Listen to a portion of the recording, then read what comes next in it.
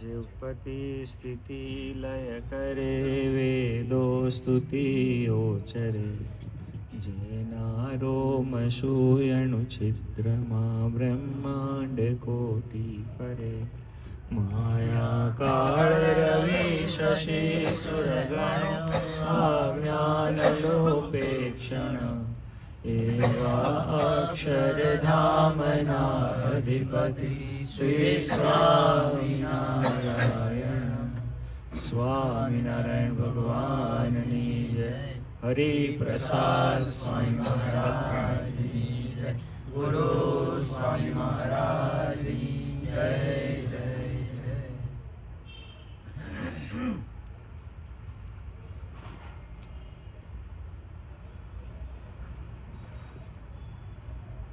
ખરેખર આજે મને મોડું થયું આવવામાં.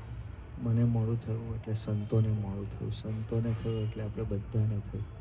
આ મોડું આવવાની જે પરંપરા છે એ આવી થાય. અને પાછો આપણો સ્વભાવ કેવો છે. દ્રૌપદીજીએ ભગવાનને પૂછ્યું કે પ્રભુ કેમ મોડા આવ્યા? ખ્યાલ આવે છે? આપણો સ્વભાવ છે આવો કે આપણે ભગવાનને એવું પૂછીએ કે કેમ કારણમ, પણ ખરેખર આપણો મૂળ સ્વભાવ એવો છે કે આપણે જ મોડા આવીએ. એટલે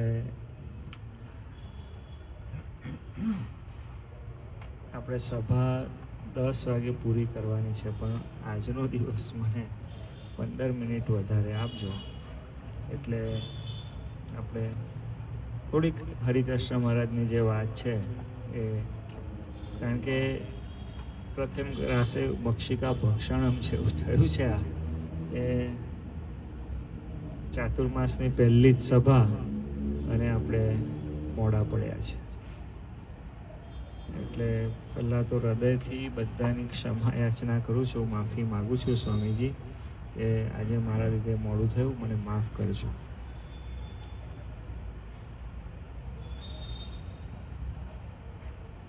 નિયમિત આપણી સભા, રવિ સભા ચાલતી જ હોય અને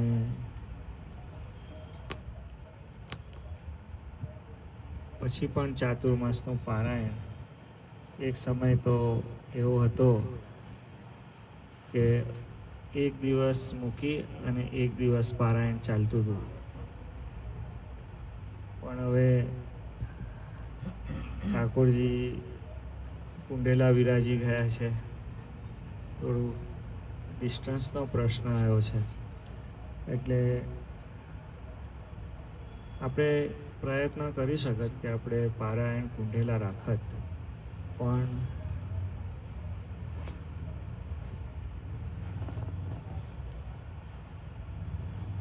કુંડેલા આપણે રાખી શકત, પણ બધાને લાભ થાય અને બધા હરિભક્તોના ઘરે હરિકૃષ્ણ મહારાજ ચાતુર્માસમાં પણ વધારે એ એક ઉપલક્ષ્ય રાખી અને આપણે પછી ફરતી સભા કરી છે. પારાયણનો મૂળ હેતુ છે ચાતુર્માસને વિશેષ એ ભક્તિનો અદ્ભુત અવસર છે સ્વામીજી. સંતો, ભક્તો અને શ્રીજી મહારાજ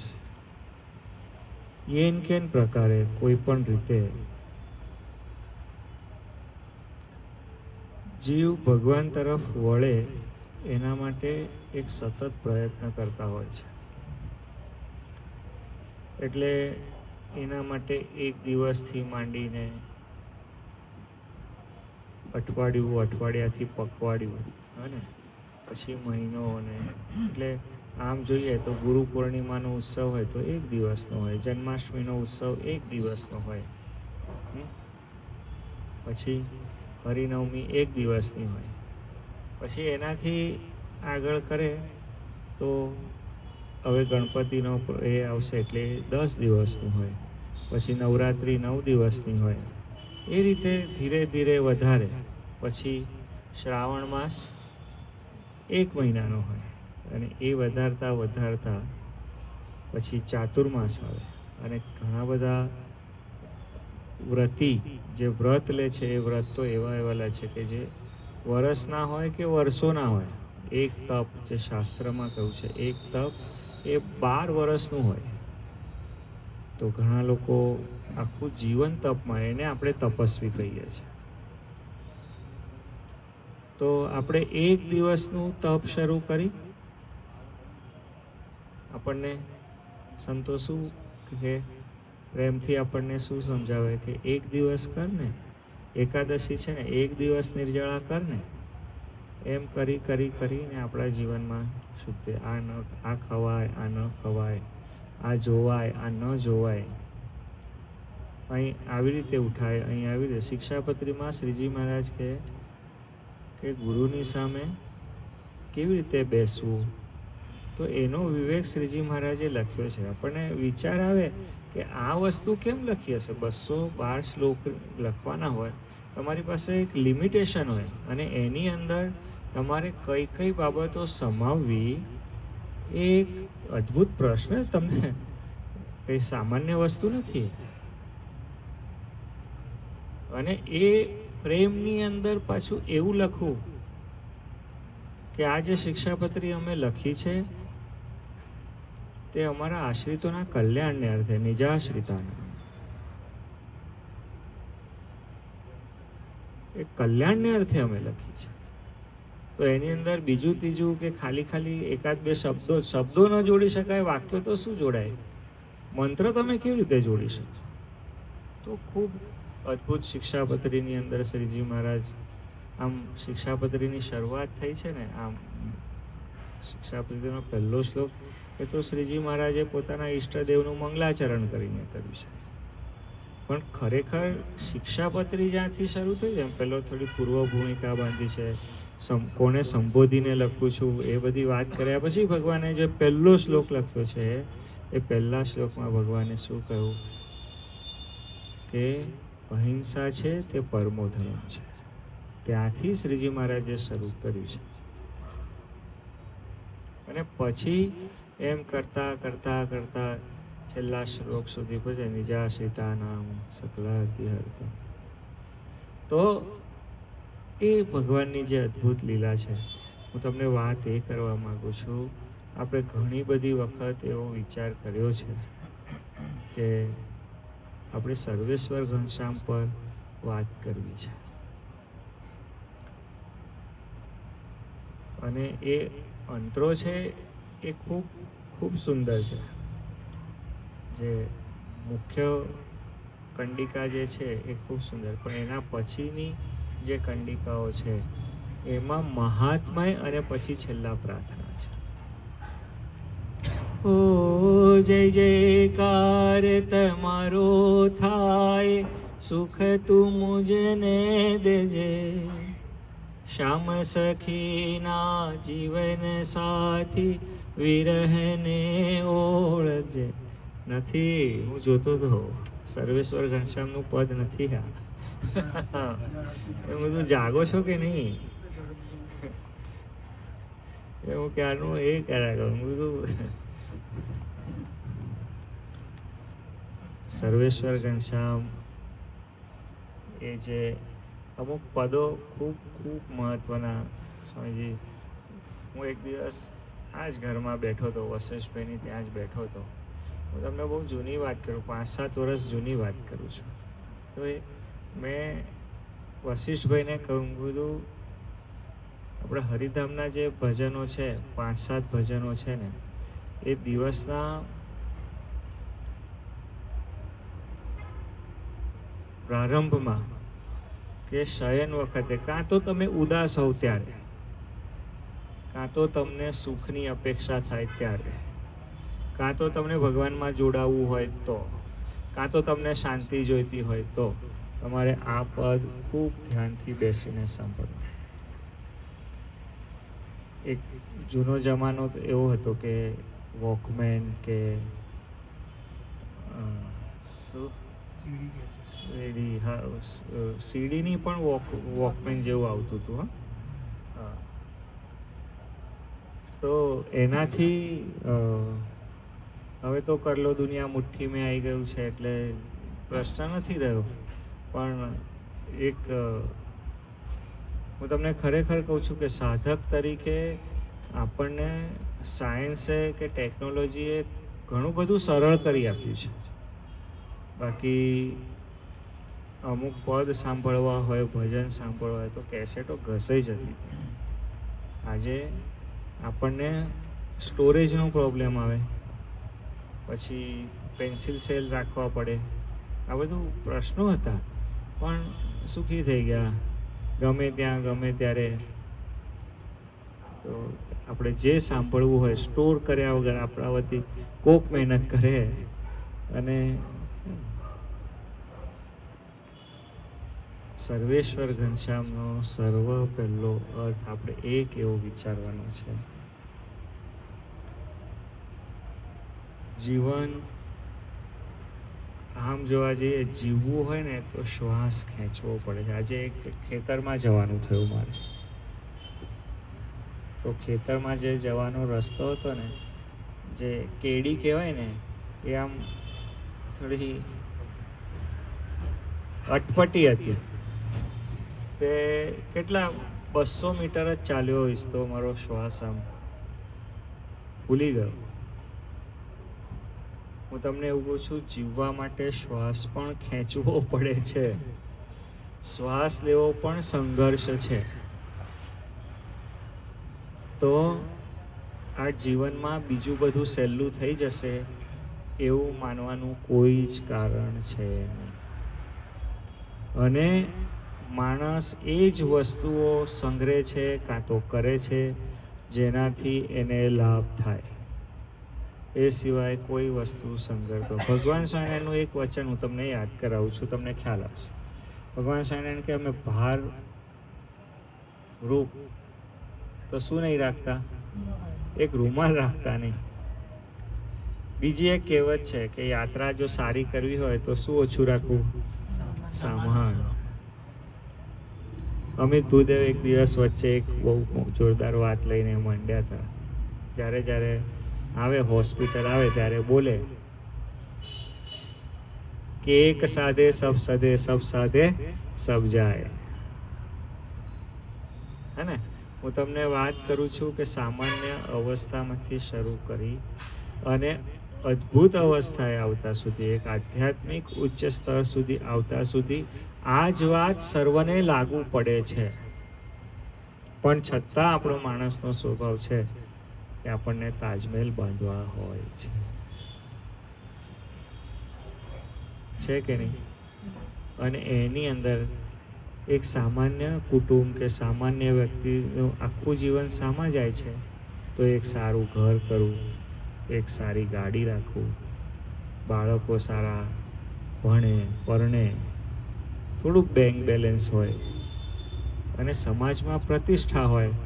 એની અંદર શું થાય? આખું જીવન પૂરું થઈ જાય છે. એને ખબર જ નથી પડતી. તુલસીદાસજી શું વાત કરે છે? ઓ બડા ભાગ જો તુને મનુતન પાવા. વાત શરૂઆત ક્યાં છે? સંતો વાત કંઈથી શરૂ કરે છે?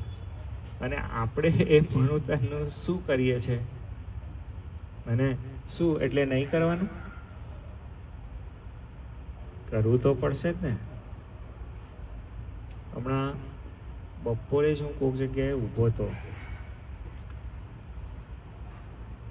તો ત્યાં એ જે લાઈન દુકાનની હરોળ હતી ને, ત્યાં પેલો 5-6 વાગ્યાનો સમય થયો હતો એટલે એ લોકોએ સ્વામીજી ચા મંગાવી હતી. તો એ ચા એટલે હું તો ઊભો જોયા કરતો હતો. એટલે પેલા એક કપ કાઢ્યા ને એમાંથી 4-5 ગ્લાસ ચા બનાવી. તો ચા બનાવી એટલે હવે જે 5 જણ હશે કે જે હશે એને ઓફર કરી કે લો ચા. તો એમાંથી એક જણે કહ્યું કે ના, ચા નહીં જોઈએ, હું તો પીતો જ નથી.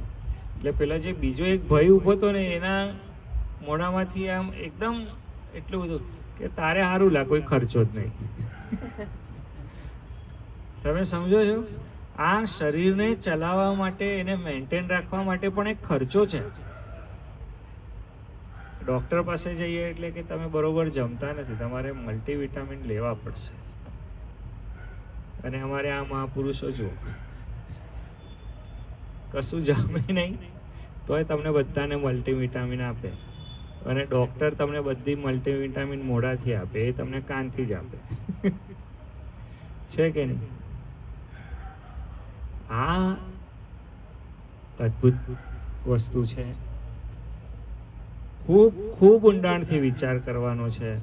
હમણાં પ્રસન્ન સ્વામીએ જે વાત કરી, બે વાત એમણે કરી, બે મુદ્દા હતા કે આપણા જીવનમાં દુઃખ બીજું કોઈ આપી શકે એવું નથી. એક શ્રીજી મહારાજ. તો આપણે દુઃખ લેવા હારું ભગવાન ભજ્યા છે. આ વિચાર સતત, અને આપણને સતત દુઃખ છે, સતત દુઃખ છે. અને પાછું એની સામે આપણી આશા અને અપેક્ષાઓ કઈ એવી ગજા બહારની નથી કે આપણને અતિશય એના લીધે દુઃખ થાય. મારી વાત સાચી કે નહીં? કેટલા સંમત છો? હાથ ઊંચો કરો. હા, એ વાત હે. તો પછી આપણને દુઃખ કેમ છે? એમને થોડુંક નિવારણ બતાવવાનો પ્રયત્ન પણ કર્યો.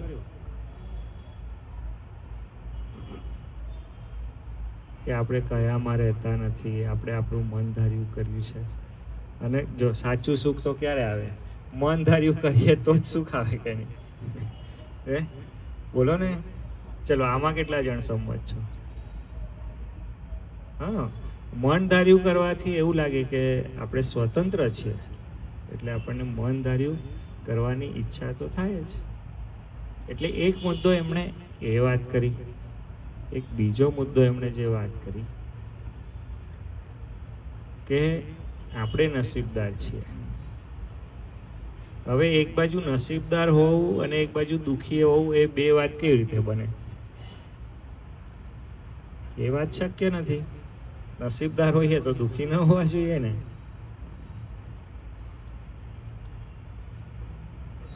ભગવાન સ્વામિનારાયણ વચનામૃતની અંદર વાત કરે છે કે મારા હરિભક્તને કાળ, કર્મ અને માયાનો કાયદો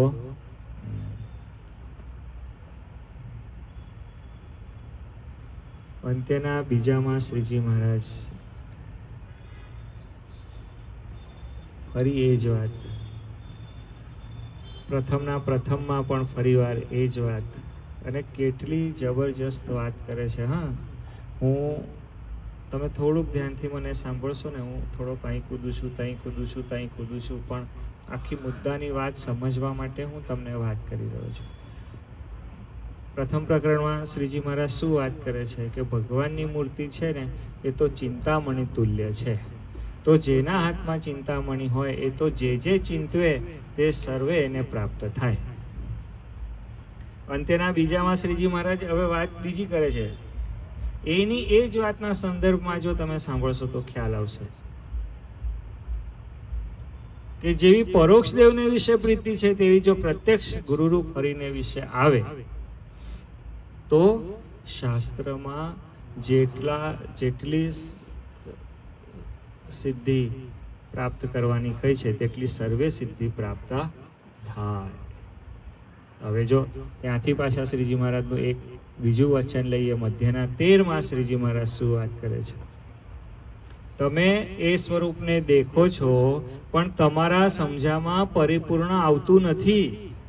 જો તમારા સમજામાં પરિપૂર્ણ આવે તો કામ ક્રોધાદિ ટાળવામાં પ્રયાસ કરવો પડશે નહીં.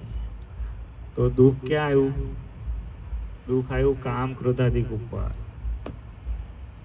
દુઃખ એશના ઉપર આવ્યું. પ્રાપ્તિ શું છે? ચિંતામણી. ચિંતામણી એટલે શું? મહારાષ્ટ્રમાં ગણપતિનું નામ છે ચિંતામણી. ચિંતામણીનો અર્થ શું છે? કે જે જે ચિંતવે તે સર્વે પ્રાપ્ત. અને આપણે ભગવાન ભજીએ છીએ જે હારું, રોજ સવારે લિસ્ટ નહીં આપતા કે આટલું આટલું કામ કરી દેવાનું તારે. ઘણી જગ્યાએ મોટા મોટા શહેરો હોય ત્યાં રામુ રાખેલો હોય. રામુનો અર્થ ખબર તમને? હા, એને બધા કામ કરવાના ઘરના. એમાં આપણે બી રામુ રાખ્યો છે. હા, રોજ સવારે પૂજામાં બેસે એટલે બધા લિસ્ટ આપી દેવાના કે આજનો પેલો જીન નહીં પકડે, પેલા એ પકડેલો તો પેલા જીન કે ભાઈ તારે એને લિસ્ટ હતો કે જીન જોઈએ શું કર, તને બોટલમાંથી બહાર હું કાઢવા કાઢ્યો. તું મારા બધા કામ કરે એના સારું.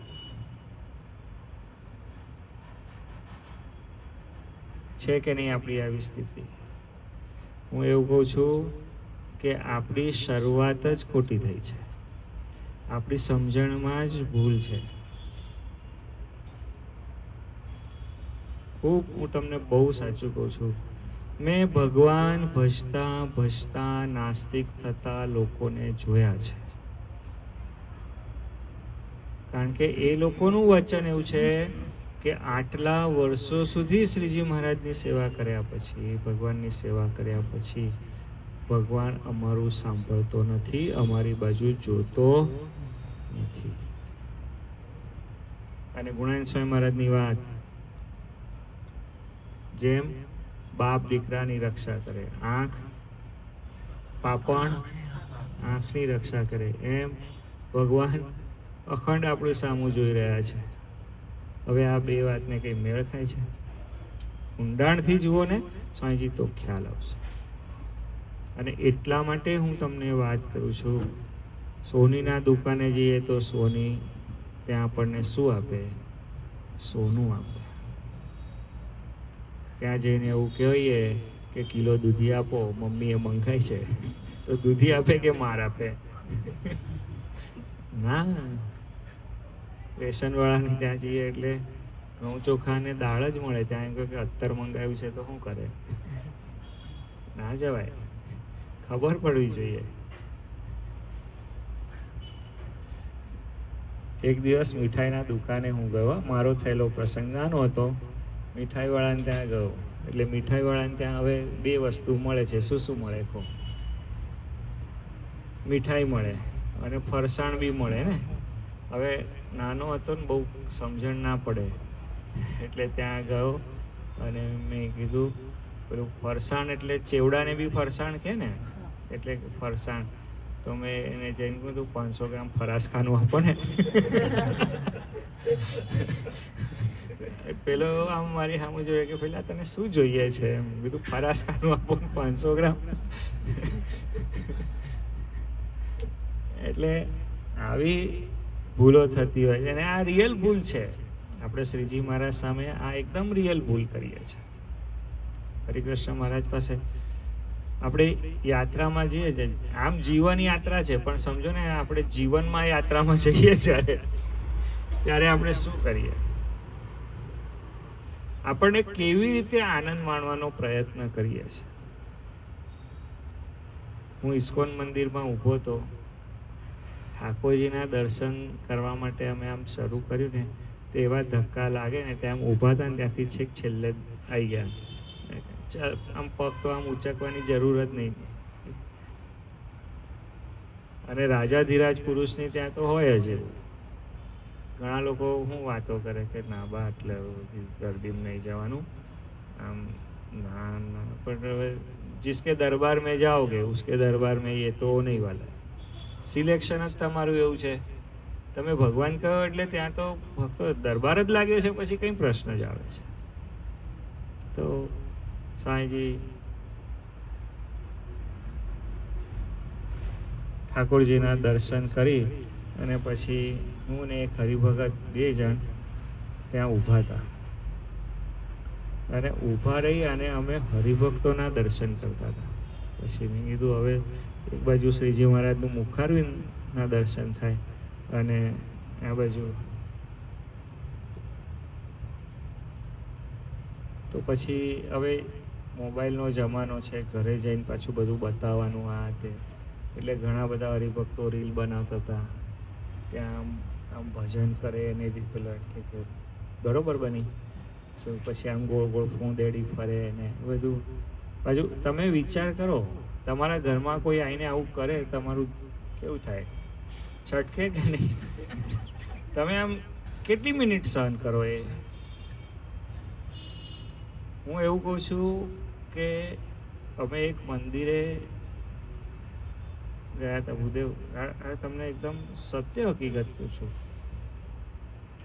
જોયેલો પ્રસંગ છે એટલે તમને કહું છું. હવે જે વર્ત્યા છે એમને તો નમસ્તુભ્યમ જ છે. હરિકૃષ્ણ મહારાજ સ્વામીજી ગર્ભગૃહમાં વિરાજે અને એ જે પરસાળ હતી એ પરસાળની નીચેથી એમના ગુરુજીનો રૂમ, અને પછી ત્યાંથી ગુરુજીનો બેઠક ખંડ શરૂ થાય એટલે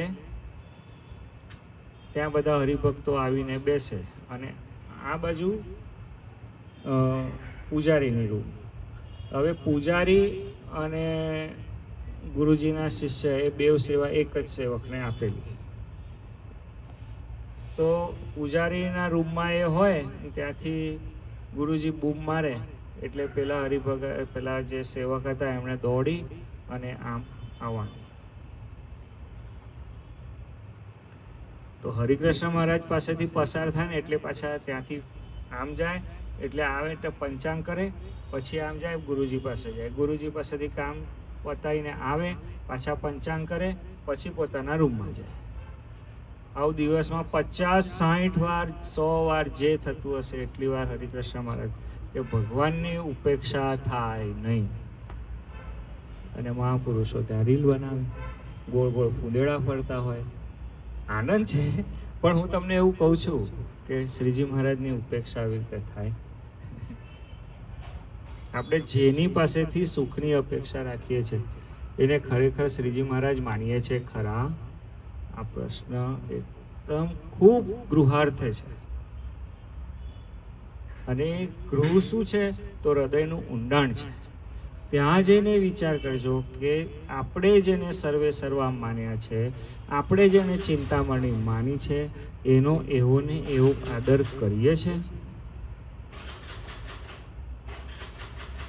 અને જો આપણે એવો ને એવો આદર નહીં કર્યો હોય તો ખરેખર આપણી પાસે જે રામુ છે એ ખરેખરો રામુ છે? એ વિચાર કરવો પડશે. આપણે આપણી જાતને છેતરી અને શ્રીજી મહારાજનું ભજન કરીએ છીએ. હું તમને વાત એ કહેવા માગું છું, આપણે પેરેલલ બે વસ્તુઓ ઉપર વિશે ચિંતન કરીશું.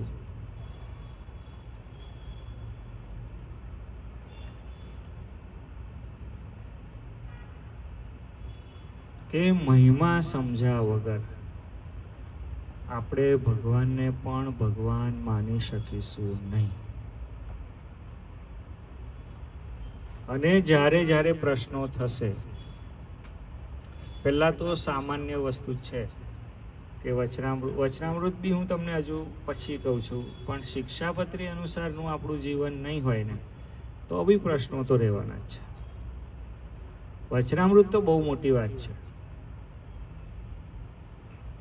સ્વામીની વાતો તો એનાથી અદ્ભુત શું વાત કરે. તો ગુરુચરિત્રનો પહેલી જ લીટી શું? જયા સંગતેને વિરાગ ઝાલા, મનોદરીચા જડભાસ ગેલા, સાક્ષાત પરાત્મા મજ ભેટવીલા, સાક્ષાત પરાત્મા મજ ભેટવીલા, વિસરું કસામી ગુરુ પાદુકેલા, વિસરું કસામી હરિ પાદુકેલા. તો સ્વામીજી જયા સંગતને વિરાગ ઝાલા, આપણી સંગતિ એવી છે કે આપણને વૈરાગ્ય થાય છે. એ આપણે વિચારવાનું છે. સૌથી પહેલી વાત એ છે કે આપણે બેસીએ છીએ તો કોની જોડે બેસીએ છીએ? આપણને જેની જોડે ફાવે છે એની જોડે બેસીએ છીએ. આપણી બેઠક, બેસવું એટલે બેઠક, કે આપણને જેની જોડે ફાવે છે એની જોડે બેસીએ, કાં તો આપણને જેની જરૂર છે એની જોડે બેસીએ. બરોબર ને? અને આપણને જરૂર કેવી હોય આપણા મનને શાંતિ. અને હવે તો બધું બેઠક પણ બધી વર્ચ્યુઅલ થઈ ગઈ છે. TV, mobile. પહેલાં તો માણસ જોડે બેસતો હતો. તો એ વખતે એને કહી શકાય કે તું આની સંગત ના કરીશ, આની જોડે ના બેસીશ. મોબાઈલ અને ટીવી ને લેપટોપ તો એવી વસ્તુ આવી ગઈ છે કે આપણે આમ જોવા જઈએ ફાટ ડેશન બદલી નાખીએ, ખબર જ ના પડે. અને એમાં જે ચતુર ને એ આ જગતમાં હોશિયાર કહેવાય છે. બોલો, છે કે નહીં સ્વામીજી? તો આપણી બેઠક કોની જોડે છે? જયા સંગતે ને વિરાગ ઝાલા. જેની જોડે બેસવાથી વૈરાગ થાય છે. વૈરાગ શામાં થાય છે? ભગવાનમાં. એમાં તો થયેલો જ છે. આપણે આશ્રિત તો છીએ, પણ ખરેખર આશ્રિત છીએ તો એમાં વૈરાગ જ થઈ ગયો છે. પણ આપણને બીજે એટલી બધી પ્રીતિ થઈ જાય છે. હું તમને આ વાત એટલા માટે કરું છું કે આપણે ભગવાનનો મહિમા કેમ જાણવો જોઈએ એ વિષય ઉપર આપણે ચિંતન કરી રહ્યા છીએ. જો આપણે શ્રીજી મહારાજને સમજીએ નહીં, આજે આપણે ઘરમાં ટીવી લાવીએ, ફ્રીજ લાવીએ, મોબાઈલ, આપણે સૌથી વધારે સમજવાળો કોઈ પ્રાણી હોય આપણને પૃથ્વી પર હમણાં તો એ મોબાઈલ છે. તો આપણે મોબાઈલ લાવીએ અને આપણને વાપરતા ના આવડે. લક્ષિતભાઈનો મોબાઈલ હમણાં પડી જાય, અહીંથી સમજો કે અહીંથી આમ પડ્યો તો લક્ષિતભાઈનો જીવ નીકળી જાય. કેવો મહિમા છે. એટલે આપણને ખબર પડવી જોઈએ કે ભાઈ અહીંથી ચાર્જ થાય, આટલો જ વપરાય. આપણે પ્રવાસમાં ગયા ને એની અંદર પેલું આવી જાય કે 10% બેટરી છે, તો પછી કેવી સાચવીને વાપરે કે ના આપે, પછી ચાર્જિંગ નહીં મળે, મોબાઈલ બંધ થઈ જશે ને. તો હવે આપણને બધું ખબર પડે છે કે કેવી રીતે કરવાનું. પછી એના પર પેલું કયું ગાર્ડ નાખવાનું? હા, ટફન, પછી કવર, પછી પાછા લેન્સ ગાર્ડ, પછી કઈ આવે લક્ષિત? નથી તને ખબર? બહુ અજ્ઞાની, આટલો ડાયો તો મારે બધું. એટલે એટલું બધું સાચવીએ ને બધું. પાછું મોબાઈલ લેતી વખત જોઈએ કે વોટર રેઝિસ્ટન્ટ છે કે નહીં. એ વખતે પાછું જુએ નહીં ડોલમાં નાખીને કે છે વાંચેલા વિશ્વાસ કરે. બોલે આટલો વિશ્વાસ આપણને શ્રીજી મહારાજમાં છે. મોબાઈલ આપણને જો ખબર પડતી હોય કે આટલો સાચવવાની જરૂર છે, એની જોડે આ જ પ્રકારનું વર્તન કરાય. ગમે તેટલો ગુસ્સો આવે, કોકને લાફો મારી દે, પણ મોબાઈલનો ઘા ના કરે. બોલો, એ મોબાઈલ જોડે અમુક જ પ્રકારનું વર્તન થાય, અમુક પ્રકારનું વર્તન ના જ થાય. એને ખબર છે જશે તો મને દુઃખ થશે, બીજા કોઈને નહીં થાય. શું કેટલું બધું મહાત્મા, એવું મહાત્મા આપણે શ્રીજી મહારાજનું સમજવાનું છે. એ જો મહાત્મા સમજીએ તો આપણે સુખી થઈશું. તો આપણે શ્રીજી મહારાજના મહાત્મા તરફ ધીરે આપણાથી જેવું. સ્વામીજી પ્રશ્ન પાછો એવો પણ છે કે વચ્ચે ચાતુર્માસની સભાઓમાં હું નહીં હોઉં. હું પ્રસન્ન સ્વામીને તો એવી વિનંતી કરું છું કે એ વખતે ખાસ શ્રીજી મહારાજના જે દિવ્ય ચરિત્રો છે, કારણ કે એમનું ભક્ત ચિંતામણી, શ્રીજી મહારાજના સ્વામિનારાયણ ચરિત્ર, એના ઉપર એમનું સારું અધ્યયન છે, એમનું વાંચન છે. તો એના પ્રસંગો અને એ મહિમાની વાતો આપણને કરે, જેથી આપણને આનંદ. શ્રીજી મહારાજના મહાત્માનો નશો કરવાનો નથી. નશો છે ને એ ઉતરી જાય છે કે નહીં? નશાનો અર્થ જ છે જે ઉતરે. લોકો શું અર્થ કરે છે? ચડે. નશાનો અર્થ લોકો એવો કરે છે કે ચડે, પણ ખરેખર નશાનો અર્થ એવો છે ઉતરે. એટલે પેલો શોધતો જ ફરે કે ફરી કેમ ન ચડાવવું, એટલે એને વ્યસની કહેવાય. તમે સમજ્યા? એટલે આપણે શ્રીજી મહારાજના મહિમાનો નશો કરવાનો નથી, શ્રીજી મહારાજમાં તરબતર રહેવાનું છે. તો એવું આપણને અદ્ભુત શ્રીજી મહારાજના કંઈક દિવ્ય બધા ચરિત્રો આમ બધા શોધી લાવજો સ્વામી, અને આમ નિરંતર એ આમ આપણે 1.5 કલાક એમને આપી જ દેવાનું કે સ્વામી બેસી જાઓ, લો ચાલુ કરી દો તમે કથા.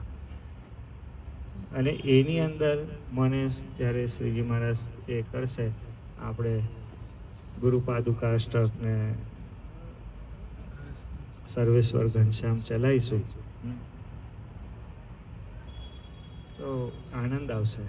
મહાત્મય આપણો ચાતુર્માસનો આ વખતનો જે વિષય છે એ સ્વામીજી મહાત્મય છે. મહિમાથી બધા કામ સરે છે. જેને મહિમા નથી એને કામ સરતા નથી. એ નહીં પેલો આપણે પ્રસંગ સાંભળીએ કે બાબાજી હતા તે લુહારની દુકાને બેઠા હતા. પેલા બાબાજી બોલે કઈ જલપાન, બચ્ચા જો તેરી ઈચ્છા. તો બાબાજીને સારું જલપાન કરાવ્યું, બધું આપ્યું. શું તે બાબાજી રાજી થયા કે લે આ ટુકડો રાખ. તો કે બાબાજી આ ગોખલો છે ત્યાં મૂક્યો. તો કે આવીશ પછી લઈ જઈશ. કે સારું. કે 2 મહિના પછી બાબાજી પાછા આવ્યા. તો કે લા પેલો પથરો લાવ. તો કે તમે મૂક્યો ત્યાં નહોતા. તો કે ધીત તારા નસીબને. તો કે કેમ? તો કે લુહારની એ હતી. હા. તો કે કેમ બાપજી આવું બોલો છો? તો કે લાય પેલો પથરો લાય પહેલા. શું? તો કે આપ્યો. એટલે જે પેલું હાથમાં તલવાર હશે કે જે હશે એને અડાડીને તો સોનું થઈ. તો કે બાપજી થોડો સમય બીજો આપો. તો કે હવે ગયો. મહિમા જોઈએ આપણને. મહિમા વગર શ્રીજી મહારાજ આપણા રામુ થઈ જશે. આપણે રામુ કરવાના નથી. ખ્યાલ આવ્યો? બરોબર ને? એ તો આપણે દુખિયા જ છે. હું તો ઘણી બધી વખત એવું કે ભગવાન સ્વામિનારાયણનો સેવક દુખી હોય. ભગવાન સ્વામિનારાયણનો સેવક કેમ ન દુખી હોય? મારી આ વાતનો વિચાર કરજો. તમે બધાનો આમ તમારા ઘણા બધાના ચહેરા પર મને આમ પ્રશ્નાર્થ દેખાય કે સ્વામી છે એવું હશે અંદર તમે બોલતા, પણ આમ વિચાર કરજો. આમ કેવો આનંદ માય ને આમ આ ભજન કેવી રીતે લખાયું હશે? આજ સખિયા નંદની હેલી હરિમુખ જોઈને હું થઈ છું ઘેલી. દરેક ભજનમાં આપણે શું કહીએ? આવો પેલું આપો ઠીક યશોદય દીધો છે. પત્ની મનોરમા દેહી મનોવૃત્તાનું લાવો સબ લાવો. અને આ ભજનમાં શું બોલે છે? જે રે જોઈએ તે માંગજો માવા, ત્રિકમ તમને હું નહીં દઉં જાવા. લે શું વાત છે! આખી વાત તમે જુઓ. આનંદ હોય તો આ બોલી શકે, ને તો કંઈક શ્રીજી મહારાજને કહેવાય તમને શું જોઈએ. ઘણા લોકો તો કોર્સ કરે, તમને ખબર છે? PhD હોય એ લોકોની. અક્ષિત PhD હોય એ લોકોની. બોલે કે શું માંગવું એ હિરણ્યકશ્યપ નહીં પાછો પાડે.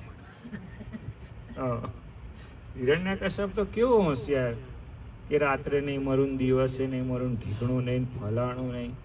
બ્રહ્માજી બી આમ એક વખત તો બરોબર ને એ લોકોને પાછા પડે એવું. તેનાલી રામાને જુઓ, હા, કવિ કાલિદાસને જુઓ, કેવું માગ્યું પણ એ બધું સ્વામીજી કલ્યાણ માટે ઉપયોગ કર્યો, અન્યથા ઉપયોગ કર્યો નહીં. તો આપણે એવા શ્રેષ્ઠ સંતો અને ભક્તોના પંક્તિમાં ભણવું છે. આપણે પેલું રડ નથી કરવું કે ભગવાન તો મારું સાંભળતા નથી, શ્રીજી મહારાજ તો મારી બાજુ જોતા નથી, કરીને મરી ગયા. અલા જો જીવે છે તું નથી મરી ગયો. હા, ખ્યાલ આવ્યો? તો આપણે શ્રીજી મહારાજ અને સર્વે સંતોને એવી પ્રાર્થના કરવાની કે હે મહારાજ, હે સ્વામી, આપનામાં અને આપણા સંતોમાં અને આપણા ભક્તોની અંદર અમને ખૂબ અનન્ય ભાવ થાવ. અમારા પર એવા ઢળો કે અમે આપથી વિમુખ થઈએ જ નહીં. અમને અમારી ઇન્દ્રિયો અમને અમારું મન એ કશું પજાવવામાં સમર્થ રહે નહીં, એવી અમારા પર કૃપા કરજો, એવી જ પ્રાર્થના છે. સહજાનંદ સ્વામી મહારાજની જય. હરિ પ્રસાદ સ્વામી મહારાજની જય જય જય.